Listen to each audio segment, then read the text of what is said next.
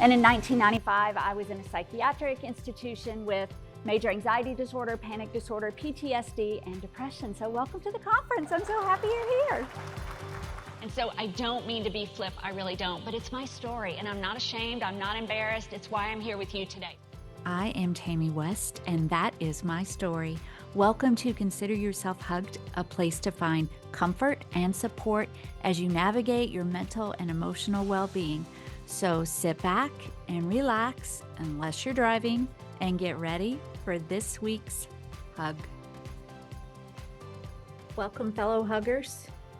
That's what I've decided, unless I forget next week. But I'm so happy you're here. And if you're watching on YouTube, I'm happy to I have this shirt on that looks like it's low cut, but it's really not. So in the beginning, you can see that it's not, but as we talk, it might slide away. So anyway, yeah, that's just what I do. And then of course, fixing all of my weird things, my scar, all the things. Welcome to, let's see, what did I title this? I call it No Time for Self-Care. Oh, sorry. The myth of no time for self-care and what to do about it. You know how, I don't know if you attend church, but preachers will often say, okay, I'm going to step on some toes today, or this is going to be a hard one, or this isn't going to be a soft message. I try to be very soft and caring and concerned. But when I see people, women, men, young people, older people, people with children, people without children, married, single, and all walks of life, when I see them saying, no, I don't have time to take care of myself, it breaks my heart because I know that that is a myth. Okay, now let's get this part out of the way. We are all in different stages of life. I just talked with my friend, Michelle Kicksmiller, this morning, you know, my former co-host, current colleague, and occasional guest host. But we were talking about this, and she, I think, has an even more tender heart than I do. And she said, you know, though, I'm going to be seeing people. She's a psych nurse practitioner. I'm going to be seeing people today who work multiple jobs and have children, and they're single, and they are striving to have time. And so I don't want to neglect the fact that if you are on a different stage of life than I am, I want to give you compassion for that. But we were also talking, and she said, as much as we can, embrace the phase, the stage of life that you're in. And I say that just based on, for example, once I shared a story recently in the past few months in one of my keynotes, and I talked about, and I've done this 3-minute mindfulness moment that I've shared the link a million times, like a meditation breathing. And inevitably, the first time it happened was recently, and someone came up and said, I don't have 3 minutes. So please hear my heart when I say we all have 3 minutes. And if that's all you have, maybe you have a new baby, you're caring for an elderly parent, you're going back to school, you're working multiple jobs, all of that. I just want you to know I've been in all those stages, and I want to encourage you. I still want you to take time to care for yourself. It's the only life you have. It's the only body you have. It's the only all those things. So my intent this week and next week are to share with you why it's a myth that we don't have time. So I'll do that this week. And then next week, I want to share some steps to take. I'm going to be sharing links with you, resources, tip sheets, all the things. And this all really started because I decided 2 weeks ago, maybe 3 weeks ago, that I wanted to take the guest bathroom and convert it into a little mini spa oasis just for me. Okay, well, you know, guest bathroom for when guests come over, and it's small. It has like and I'll share pictures. There'll be pictures in the show notes. So it's a single vanity, a toilet, and a bathtub, and not a very big bathtub. But I love taking baths. I've always loved to take baths. So let me say, whatever it is that you love, it may not be baths, but this is where this whole passion to do this 2-part series came from. But our finances are, through COVID, I've talked about that before. I lost my speaking and my husband lost his job, which he never returned to that. And speaking has returned, but still, like many of you, our finances are definitely in a different place. And so to take money to remodel a bathroom or to pay somebody, that wasn't going to work for me. It wasn't a good choice. Notice I didn't say I can't. Sure, I can. I could put it on a credit card. I could go take out a loan, but that was not a good choice. So my choice was to do it on, what is that? Is it a shoestring budget? I always say it wrong. Anyway, but my choice was to do it cheaply. So I went to like the local thrift store. I want to do pink and gray. And I bought a few little things to put in there, like $5 is what I spent. I already had gray paint from one of our other rooms. The only thing that I did buy, and it's so cute, was a shower curtain, and that was $15 from Amazon. So there's $15. There was the $5 from the thrift store. I think that's it. Everything else, I just sort of moved around and found things we weren't currently using. So I decorated first. I got the shower curtain second. Now this part is an aside, but I'm going to still share it with you because when I talk about tips next week, it will become important. So we have one of those tall step stools because our ceilings are, I'm looking up as if you can see it. And if you're watching, you can't see me listening, you don't see me doing that anyway. But our ceilings are 9-10 feet, I guess. And so the step stool that I have is a pretty big one, but it still doesn't really hardly get me up toward the ceiling. But when I very first started, I'll have a picture of this too. I climbed up on that step stool and I was doing the cut-in thing, which by the way is pretty awful. And I didn't realize that I was on the third step. I thought I was on the second step. So when I went to step down, I missed that. I grabbed the towel bar. I fell back, pulled the towel bar out of the wall, landed on my back on the vanity. The paint can was sitting on the vanity. I had a sheet in the sink to like catch splatters, knocked the paint can into the sink. The whole thing filled up with paint. My husband's like, oh my God, what is happening? So I got a scooper of a measuring cup and I start scooping the paint back into the paint can and I got almost all of it. I folded up the sheet, I threw it away. And when I turned around, I knocked the paint can into the sink again. And so I have a picture of the second time around. I think I took a picture of the wall with the holes in it. And anyway, so I hurt my back. So then I really needed the spa. Yesterday, which was, I don't know when I'm recording, but sometime in this past weekend, I got in there. Listen, I can't stay in there for more than about 15 minutes because I like the water really hot. But it is like when I got in there the first time, I lit candles that I already had in other parts of the house. And I laid in there. Actually, it was about 20 minutes. I turned on I just said, hey, I don't want to say it. Hey, Siri, because it'll pop up and say what. But I said, play relaxing music on Spotify. And I turned the lights out. Now playing Chill Morning Mix on Spotify. Scared the life out of me.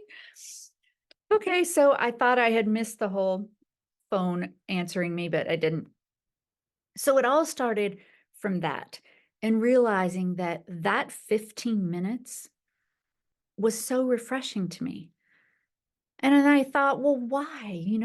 This relates so much to my research.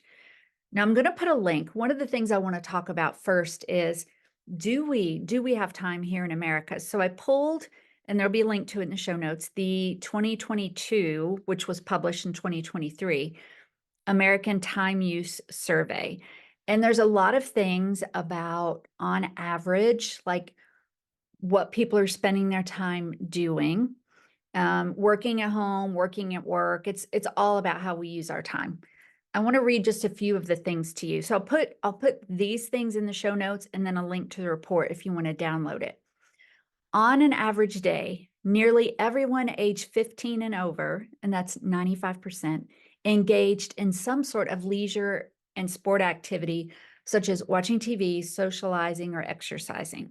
And there's more I'll put in there too. Watching TV was the leisure and sports activity that occupied the most time, accounting for over half of all leisure time. And that was about 2.8 hours a day. And then it gives some other things about playing games, computer, things like that. Let's see. Okay, so I wanted to do the difference here. Okay, employed adults living in households with no children under the age of 18 engaged in leisure activities 4.6 hours a day, and that's over 1 hour more than did employed adults living with a child under 6. So the point being here, I don't know if this surprised you.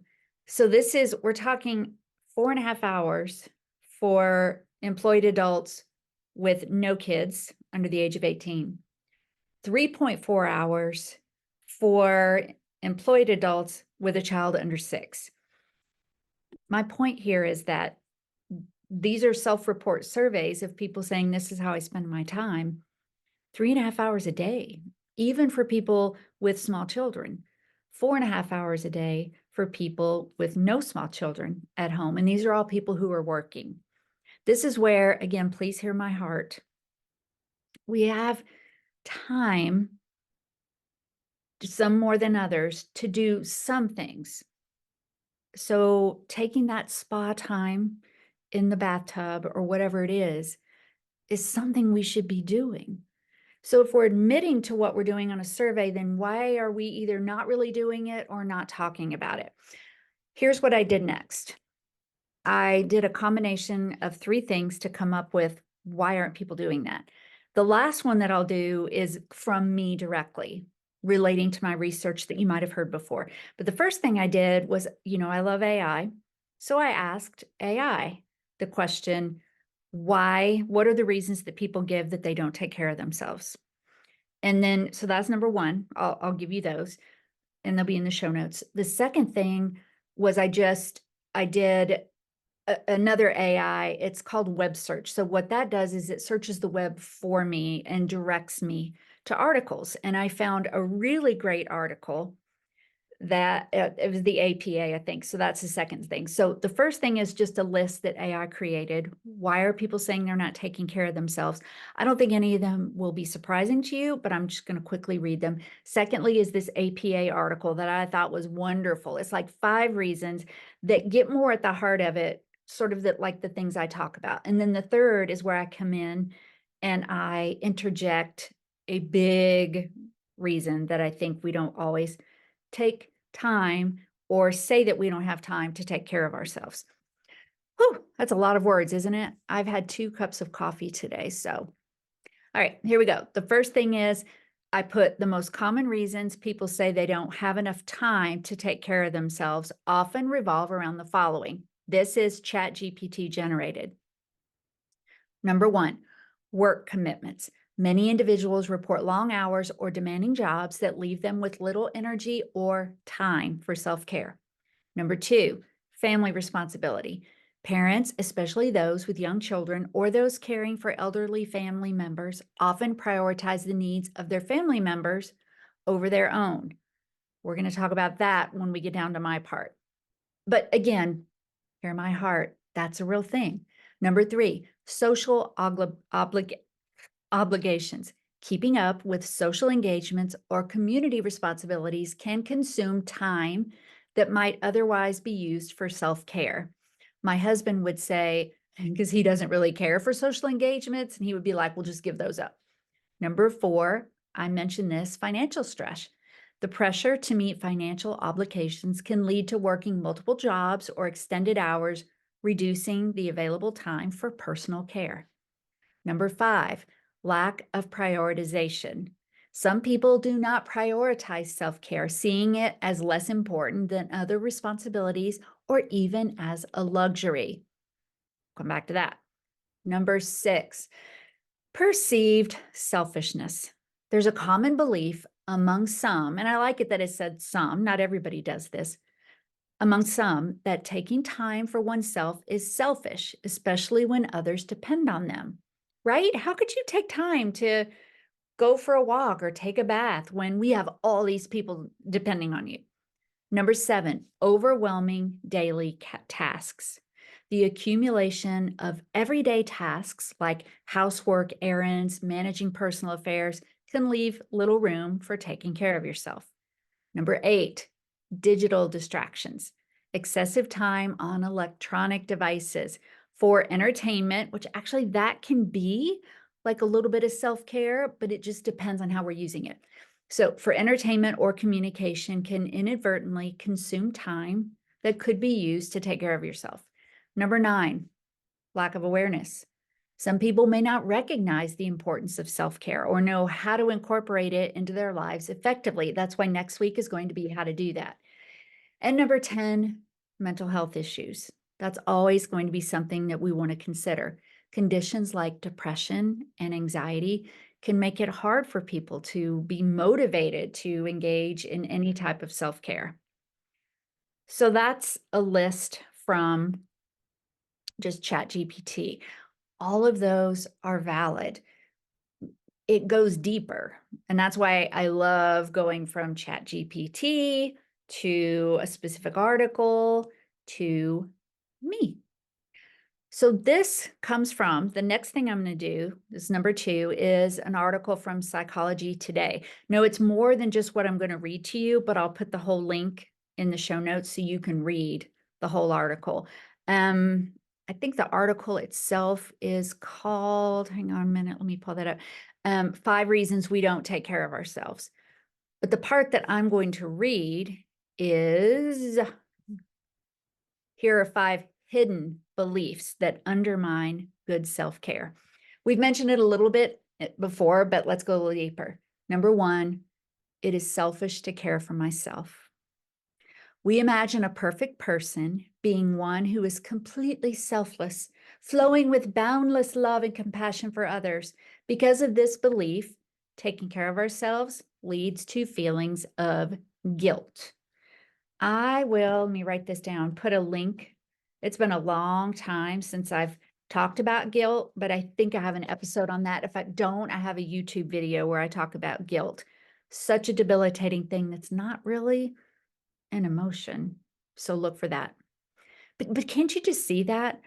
Like being able to be selfless and just love everyone. And oftentimes we are celebrated for that. I believe taking care of others, serving others is a huge part of what we should do as humans, but not to the detriment of your own health. We're going to say more about it. Number 2, strong people sacrifice their needs to meet the needs of others. We imagine that if we are courageous enough, we can ignore our own needs and sacrificially meet the needs of others. So it's very much related. But the first one is about just having this boundless love, right? Number 1. But number 2 is also strong people. Strong people can not have needs of their own so that they can meet the needs of others. Number 3, I don't deserve self-care because I have not earned it. We believe life gives us what we deserve, and we must earn anything good that comes into life. We struggle to see ourselves as good enough to earn the right to enjoy self-care. We could have done more or been better. Okay, so I haven't finished this project or done all the things I was supposed to do with my kids or taking care of this thing around the house. I haven't done enough to earn it yet. But when I do, then I'll let myself take care of myself. Listen, we will never be good enough or do enough if we're living in that perfectionistic world. Now I feel like I'm yelling, sorry, it's just passion. Number 4, and this is specifically about time. I don't have time to focus on myself. We believe that self-care is time consuming rather than something that happens on a moment by moment basis. We tend to ignore the reality that we are quite good at wasting time on ourselves when we are watching TV or engaged in other mindless, non-refreshing activities. So that goes back to that time use survey. Watching TV is part of the thing that I do that gives me joy. You know, an hour or 2 at night, it's something my husband and I do together. And so it's part of what I consider my leisure time, my relaxation time. I don't think it should be all of what we do, but it depends on how we look at it, right? But saying I don't have time is probably not 100% accurate. And number 5, I am controlled by my circumstances. Remember, these are 5 hidden beliefs. We want to bring them to the surface. We tend to have an external locus of control rather than an internal locus of control mindset. Locus of control just meaning how we see our lives and what are the controlling factors. Is it me or is it outside? We do not see ourselves as in charge of our responses and capable of making choices regardless of the situation we are in. The challenges we face seem to be something that makes us miserable, and our stress response and poor coping inevitable. These things have befalled upon me, and I have no options. So when we say we don't have time, and I said it's a myth, remember? It's often because we have these hidden beliefs that we don't even know we're living with. And I try to remember to say this. I always put it in the show notes and in all of, in my podcast description. This is not intended to be therapy. This is not intended to replace therapy. It's not intended to tell you what to do. It's just a generic overview of how this lack of time is a myth. So I hope you're with me. We went through what ChatGPT has to say. We went through this article and these 5 hidden beliefs. Now let me add my 4. Okay, and I've worded them a little bit differently, and I thought, I should make them all consistent. You don't care. I have 4. Number 1, falling prey to societal messages. I will post in the show notes. I put this picture in almost every presentation I do about stress, self-care, societal messages, all that. And it is a sign that I saw, a sign, I guess is a sign. I was in a rental car shuttle. It's been years ago. And inside the rental car shuttle is a sign that said, like you have time for a receipt. Now, when you see the picture, it's fuzzy. It's because people don't like it when you're in a crowded area and you're taking a picture, right? They're like, why are you taking my picture? And even if they don't say it, they look at you like, well, what are you doing? So it's very fuzzy. But these are the messages we get from society. Like you have time for a receipt. Well, what if I do have time for a receipt, right? What if I got to the airport early? I planned my time well. I can wait for a minute. Now, really, you don't have to if you have like accounts with Enterprise, Dollar, Avis, they email you receipt. But the point is, what if I do have time? Does that mean that I'm lazy? Does it mean that I'm not as important as other people? What does that mean? And so sometimes we fall prey to seeing those hidden messages. There's so much more to that, but for now, let me ask you to just pay attention to those. Number 2, unknown social media pressure. Again, this could be a hidden belief that you don't know is there. An example, maybe you have a baby and you're planning the 1-year birthday party, and it takes you 2 months to plan it, and everyone hates you because you're so anxious about it the whole time. And it just takes all of your energy. And remember, we say we don't have time to take care of ourselves, but all of our energy is going into this. And oftentimes it's because social media shows that that's what we do for our 1-year-olds who won't remember. So my question is, and this will go into this more next time, is this giving you joy? Is this giving your child joy? Is this giving your family joy? Is this giving you your friends joy? So that's number 2, falling prey to those pressures. Number 3, if you do take time for yourself, you will give up your identity. This is something we'll talk about more later as well. And in fact, in number 4, we're going to talk about that. But your identity is, it might be, if you're a woman, super mom, super wife, super woman, superman, like stressed out, crazy, no time. And that becomes part of your identity. And if you do take time for yourself, well, then who are you after that? And finally, number 4, believing that overwork and lack of self-care leads to love and respect. I am going to put a link in the show notes to a book that I reference all the time. It's Jean Baker Miller's book called Toward a New Psychology of Women. Now, I am referencing women more in this number 4, but it doesn't mean that if you're a man that this doesn't apply to you. It just may apply in a different ways. So I'm going to jump around a bit here, but this is in her chapter 6, titled Serving Others' Needs, Doing for Others. I'm going to read a few things that she says and a couple of examples.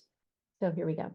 Obviously, people have to serve each other's needs, since human beings have needs. Who will serve them if not other people? Women have been led to feel that they can integrate and use all their attributes if they use them for others, but not for themselves. They have developed the sense that their lives should be guided by the constant need to attune themselves to the wishes, desires, and needs of others. The others are the important ones, and that guides their actions. Women are taught that their main goal in life is to serve others, first men and later children. This prescription leads to enormous problems, for it is supposed to be carried out as if women didn't have needs of their own, as if one could serve others without simultaneously attending to one's own interests and desires. Carried to its perfection, it produces the martyr syndrome, or the smothering wife and mother. Women do tend to have a greater and more refined ability to encompass others' needs and to do this with ease. By this, I mean that women are better geared than men to first recognize others' needs and then to believe strongly that others' needs can be served, that they can respond to others' needs without feeling this is a distraction from their sense of identity. The trouble comes when we feel forced to serving other needs, or when we are expected to do so because it's the only thing that women can be good for. That was in the 1970s, and we're in 2024, so we have come a long way from this. But I still see it over and over and over again. The super wife, the super mom, the super woman syndrome, which is why she's talking about this. And she goes a little further. So I hope that you're hearing me and I can bring this all together now. She says, let's see. Okay, women often develop the belief that their own needs, even though unexamined, untested, and unexpressed, will somehow be fulfilled in return for taking care of others. To compound the situation, some women come to believe that others will love them and become permanently devoted to them because they are serving these others so much and so well. The tragedy here is that people do not usually love others for this reason. They may become dependent on them, but that is different from real interest in love. In fact, if men and children become too dependent, they can feel trapped by their dependency and come to hate the person who is taking care of them. Sounded so harsh. But the point I'm trying to make here on number 4 is believing overwork leads to love and respect could be a hidden belief when we hide behind saying we don't have time to take care of ourselves. Because who will you be if you begin to take care of yourself and let go of some of that other care? I hope that made sense to you. I feel like I sort of muddled through it just a little bit, but I do hope that you heard my heart. So for today, what we did, let me go back a little bit. We talked about the time use survey and how the reason I titled this a myth is because we do have like 3 or 4 hours a day that we spend doing things we enjoy. So admitting to it and maybe taking it a step further or cutting some of those things out that are time wasters and adding something in that's just for you, it's doable. And then we talked about 10 reasons why people may claim to not have time to take care of themselves. It could relate to money. It could relate to a lack of awareness. And we did the Chat GPT. And then I gave you 5 hidden beliefs in that APA article that I thought was brilliant that you may not know. And then finally, I added 4 of my own. Next week, I'm going to break it into things that we can do in 3 minutes or less, things that we can do in a half an hour a day. And I'm going to give you lots of links to other places to sort of find, what is it that you want to do for your self-care? And that's what we're going to do next week. So thank you for joining me. I realized just now that I used the Mac camera instead of my good camera, and I forgot to plug in my Yeti microphone. So I don't know how it's going to sound, but that's okay. We don't have to be perfect, right? And I've given myself this time with you, and I think you'll be good with that. If you haven't joined our private Facebook women's group, please do that. Link in the show notes. Please follow me on my public Facebook page, link in the show notes. Give us some ideas of why you think maybe you're not taking care of yourself. Ask questions, whether it's show notes, on the Facebook page, wherever that is. I'm going to go take a bath. And until we're together next time, consider yourself hugged.